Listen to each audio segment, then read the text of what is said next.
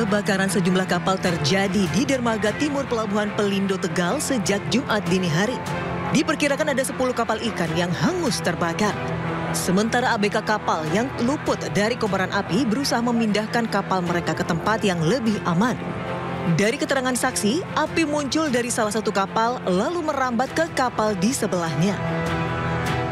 Katanya ada kapal kebakar, kita langsung ke sini. Pas giliran ke sini udah ada kapal 3 yang kebakar. Awal mulanya? Iya, udah. Setahu kita kapal udah kabur. Iya. 8 mobil pemadam kebakaran dari Pemkot Tegal, Pemkap Brebes dan Tegal dikerahkan untuk memadamkan api. Belum diketahui pasti penyebab kebakaran ini. Dari Tegal, Jawa Tengah, Unibar iNews melaporkan.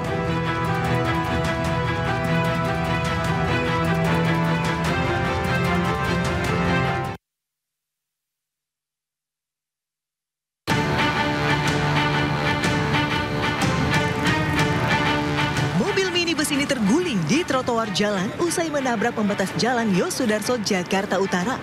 Meski mobil rusak parah, namun kondisi pengemudi mobil hanya mengalami luka ringan dan syok.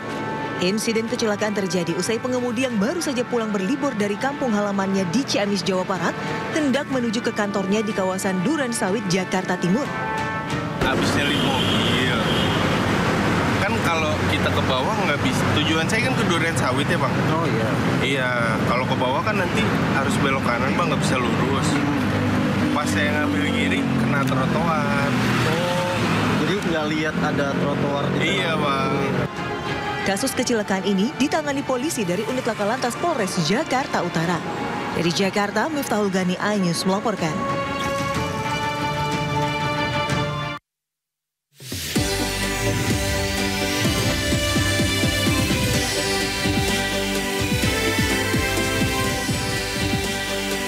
Unjuk rasa tolak PPN 12%, mahasiswa terlibat dorong-dorongan dengan aparat di kawasan Patung Kuda, Jakarta.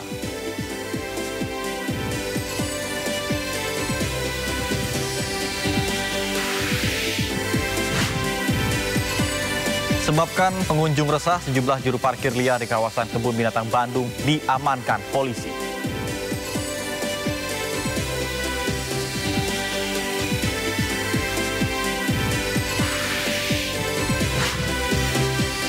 Tergiur tiket pesawat murah, seorang penumpang tertipu jutaan rupiah di Bandara Soekarno-Hatta.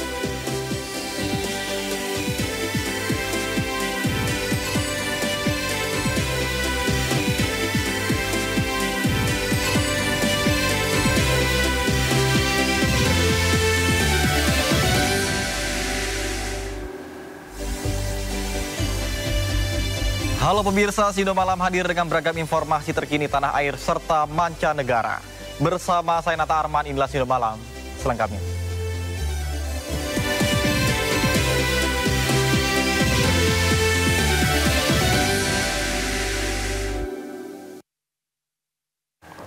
Pemirsa Sindo Malam, kita awali dengan informasi massa yang tergabung dalam Badan Eksekutif Mahasiswa Seluruh Indonesia berunjuk rasa menolak kenaikan PPN jadi 12% di kawasan Patung Kuda, Monas, Jakarta Pusat.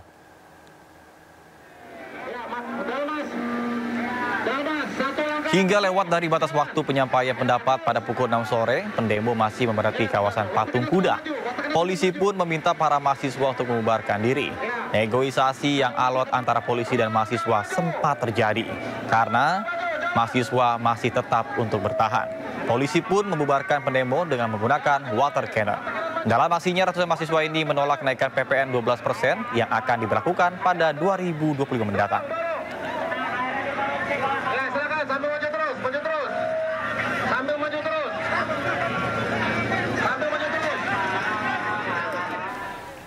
Pemirsa, 8 juru parkir liar diamankan petugas Saber Pungli, Jawa Barat dalam razia di kawasan Kebun Binatang Bandung, Jalan Taman Sari, Kota Bandung. Keberadaan pungli berkedok juru parkir membuat wisatawan resah lantaran sekali parkir dimintai harga hingga Rp35.000.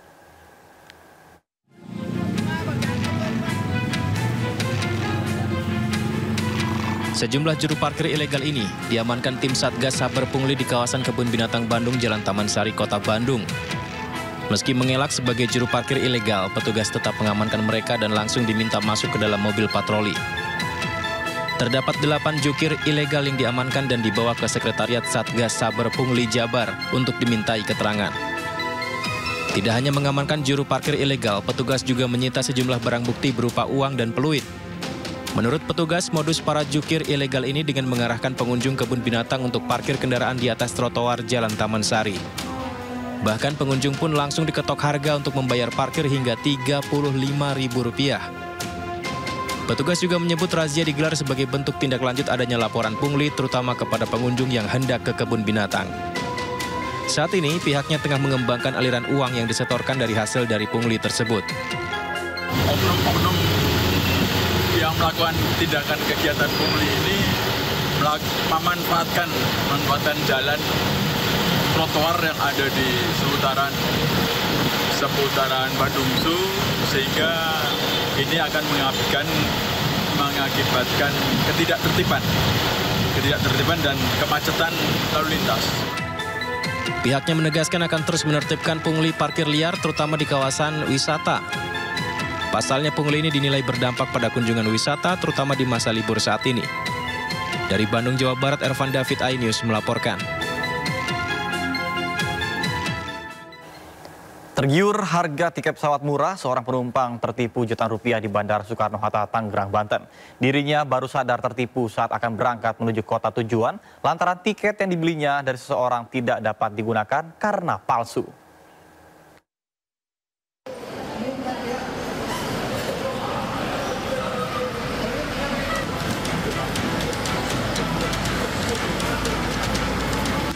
Isak tangis Elizabeth, calon penumpang di Bandara Soekarno-Hatta tak terbendung usai mengetahui tiket pesawat yang dibelinya melalui situs jejaring sosial ternyata palsu.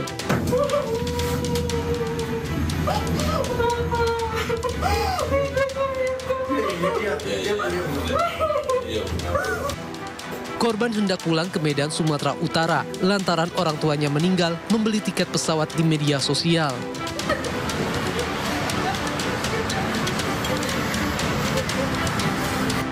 Dirinya bahkan melakukan pembelian hingga 2 kali dengan kerugian mencapai 6,5 juta rupiah. Kepergian atau kepulangan ibu ini ke Medan adalah dalam rangka untuk melayat karena ibu yang bersangkutan meninggal dunia.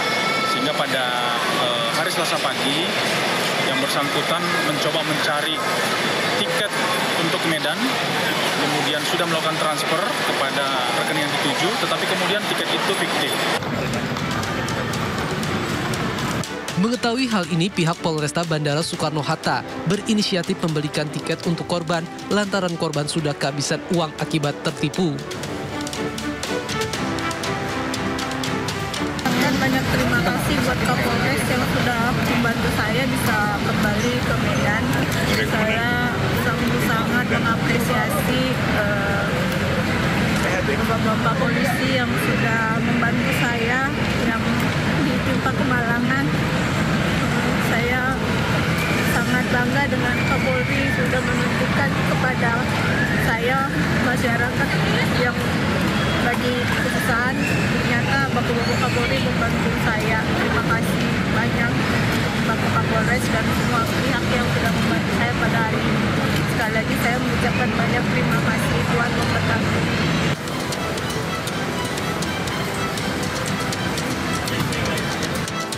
Kasus penipuan tiket palsu kini tengah diselidiki Polresta Bandara Soekarno-Hatta dan pelaku kini dalam pengejaran polisi. Dari Tangerang, Banten, Hasnugara, iNews melaporkan.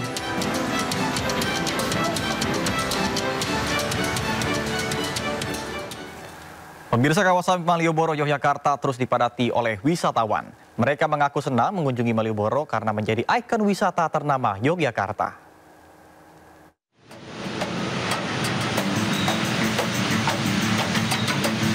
Kepadatan arus lalu lintas kembali terjadi di sepanjang Jalan Malioboro.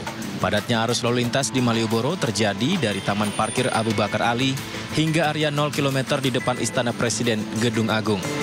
Untuk mengurai kepadatan kendaraan agar tidak terjadi kemacetan, Polresta Yogyakarta menerapkan rekayasa lalu lintas dengan sistem buka tutup. Di Kota Yogyakarta terjadi peningkatan arus lalu lintas, baik di ruas penyangga jalur masuk Itu di Jalan Urip Sumoharjo, Jalan Sudirman, Jalan Magelang maupun Jalan Brigjen Katamso.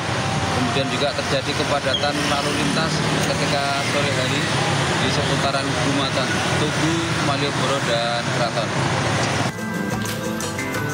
Sementara itu, suasana ramai juga tampak di sentra oleh-oleh teras Malioboro.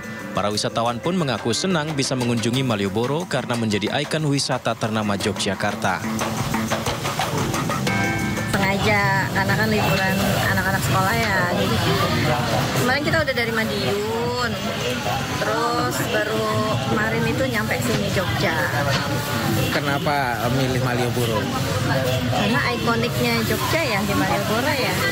Itu sebenarnya udah beberapa kali ke sini, cuman kalau ke Jogja tuh belum ke Malioboro kayaknya belum lengkap gitu.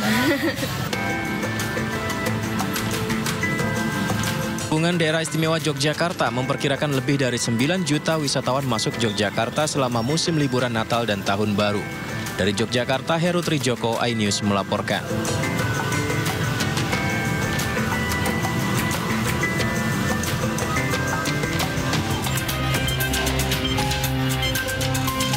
Arus lalu lintas menuju sejumlah kawasan wisata pada momentum liburan Natal dan Tahun Baru padat. Sejumlah kawasan seperti Puncak alami kemacetan panjang berulang. Pada momentum liburan Natal dan Tahun Baru, Satlantas Polres Bogor turut berlakukan sejumlah rekayasa arus lalu lintas secara situasional. Dinamika rekayasa yang dilakukan disesuaikan dengan volume kendaraan. Kemacetan juga terjadi di sejumlah titik destinasi wisata lain. Salah satunya adalah Lembang. Kepadatan arus lalu lintas di Lembang sudah terjadi sejak awal libur Nataru 2024. Wisatawan dengan kendaraan plat nomor Jabodetabek mendominasi. Sejumlah rekayasa arus lalu lintas menuju Lembang diberlakukan untuk mengantisipasi kepadatan volume kendaraan selama libur Natal dan Tahun Baru. Mengantisipasi kepadatan di hari Natal, ada beberapa CP yang kami laksanakan. Yang pertama mungkin CP one way, CP pengurusan dari arah Lembang maupun dari arah Bandung. Kami situasional melihat kepadatan dari arah Lembang maupun Bandung.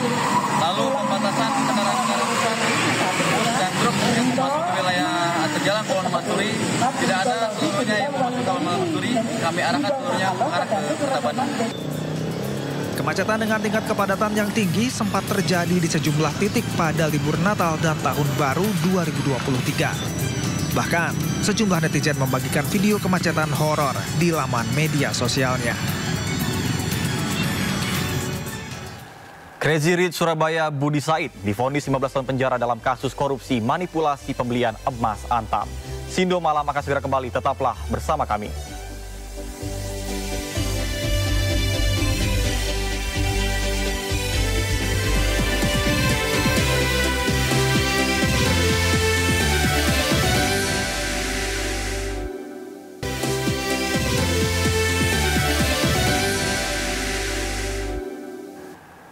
Terima kasih Anda masih bersama kami di Sindo Malam bersama saya, Nata Arman. Pemirsa, Budi Said, pengusaha yang dikenal sebagai Crazy Rich Surabaya, divonis 15 tahun penjara dalam kasus korupsi manipulasi pembelian emas PT Aneka Tambang atau Antam. Majelis Hakim juga menyatakan Budi Said terbukti melakukan tindak pidana pencucian uang.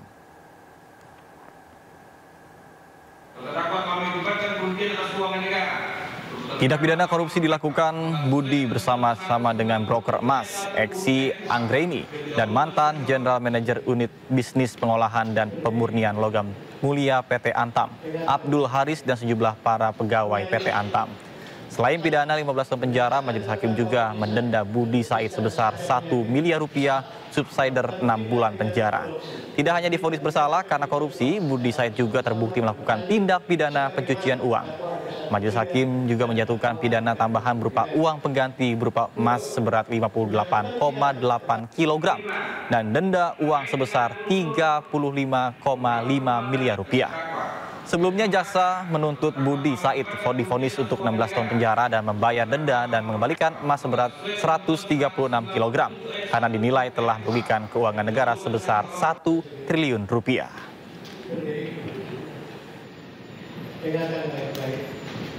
Mengadili 1. Menyatakan terdakwa Budi Said. Pemirsa, Menteri Hukum Supratman Andi Aktas meluruskan pernyataannya soal penggunaan denda damai untuk penanganan kasus korupsi. Pemerintah menegaskan pemberian pengampunan tidak sembarangan dalam tindak pidana termasuk korupsi. Ada kemungkinan, kan itu, mungkin kita maafkan ya, mungkin. Begitu kata Presiden. Yang kedua, bahwa di dalam pemberantasan tindak pidana korupsi sama sekali Presiden tidak akan memberi toleransi, ya, tidak akan memberi toleransi. Yang ketiga, kalaupun akan ada pengampunan, setelahnya akan diikuti dengan proses penegakan hukum yang sangat keras. Bahkan beliau mewanti-wanti supaya jangan sampai ada aparat penegak hukum untuk membekengi terhadap satu kasus tertentu. Kan clear pernyataan Presiden seperti itu. Presiden Republik Indonesia Prabowo Subianto menyampaikan wacana tobat bagi koruptor dengan cara mengembalikan harta negara yang telah dicuri sebelumnya. Wacana memaafkan koruptor hingga denda damai untuk tindak pidana korupsi terus menuai polemik.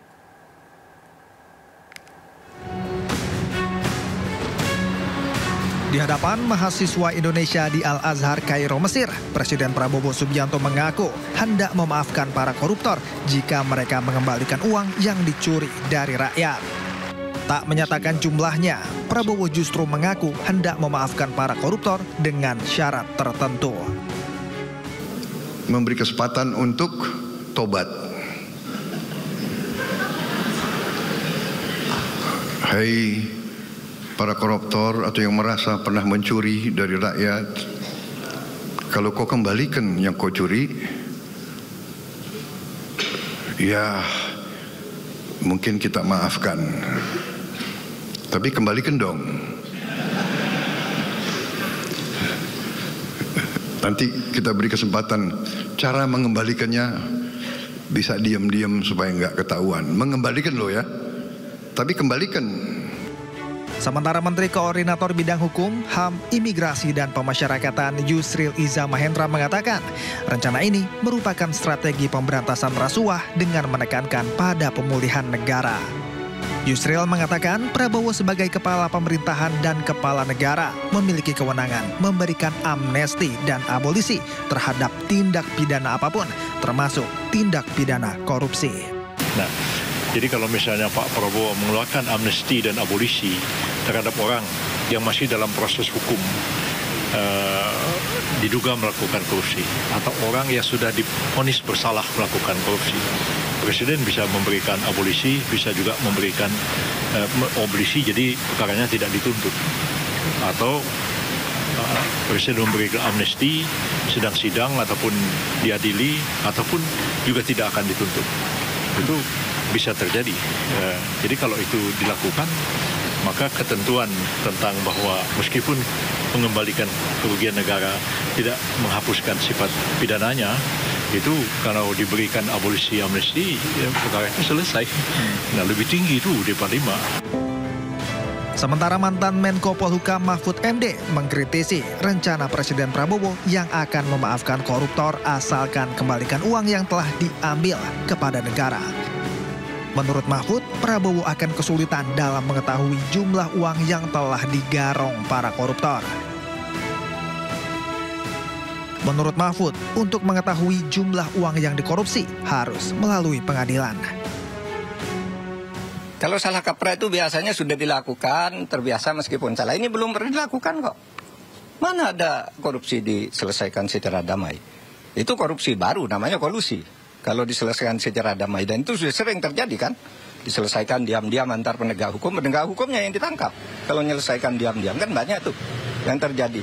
Jaksa, polisi, hakim masuk penjara kan mau menyelesaikan diam-diam. Gitu, itu sama aja. Oke.